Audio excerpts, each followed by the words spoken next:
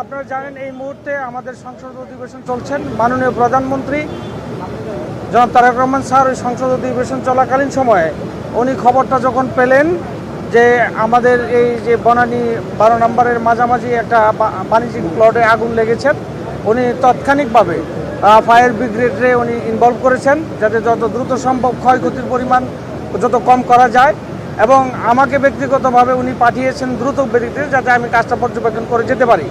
আমার সাথে আসছেন ওনার বিশেষ কর্মকর্তা যিনি উনি আমার সাথে আসছেন, এবং উনি সাথে একজন ডাক্তারও পাঠিয়েছেন, ওনার ব্যক্তিগত ডক্টর আমানুল্লাহ উনিও এসেছেন। আমরা অ্যাম্বুলেন্সও রেডি রেখেছি যে এসে যাতে দ্রুত আমরা ক্ষয়ক্ষতির পরিমাণটা যতটুকু কম করা যায় সেই ব্যাপারে খেয়াল রাখার জন্য।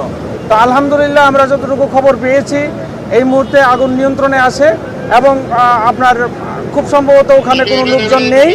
তো এটা একজন কমপ্লিটলি একটা বাণিজ্যিক অ্যাপার্টমেন্ট। তো এখানে কিছু কাপড়ে আগুন লেগেছে এবং ফায়ার ব্রিগেড যথাসাধ্য চেষ্টা করে যাচ্ছেন যে এগুলো যাতে যত দ্রুত রিজলভ করা যায়। এবং মাননীয় প্রধানমন্ত্রী অলরেডি আমাকে কয়েকবার খবর নিয়েছেন যে ফায়ার ব্রিগেড কি সঠিকভাবে কাজ করছে কিনা। তো উনি সার্বক্ষণিক তদারকি রেখেই আপনি এটা যাতে আমাদের দ্রুত সম্ভব এই ক্ষয়ক্ষতির পরিমাণ কম রেখে আমরা যাতে এটা প্রবলেম সলভ করতে পারি আর কি। আমার সাথে আছেন আমাদের গুলশানের ডিসি সাহেব আছেন, আর তারপরে ওসি সাহেব আছেন, আর তারপরে ফায়ার ব্রিগেডে তো আছেন আমাদের মাননীয় সংসদ সদস্য আসছেন, উনিও পার্লামেন্ট শেষ করে আসছেন, যে গাজীপুর 2 থেকে যে মঞ্জুরুল কাদের রনি ভাইও আসছেন। তো আমরা এখানে রেখে অবজারভেশন করতেছি, এবং আমরা অ্যাম্বুলেন্স থেকে শুরু করে যাবতীয় জিনিস আমরা প্রস্তুত রেখেছি, হসপিটালও আমরা প্রস্তুত রেখেছিলাম, মাননীয় প্রধানমন্ত্রী নির্দেশ দিয়েছিলেন। তো আমরা এসে দেখলাম যে না, ক্ষয়ক্ষতির পরিমাণ ওইরকম নেই, কোনো লোকজন ইনজুর হয় নাই।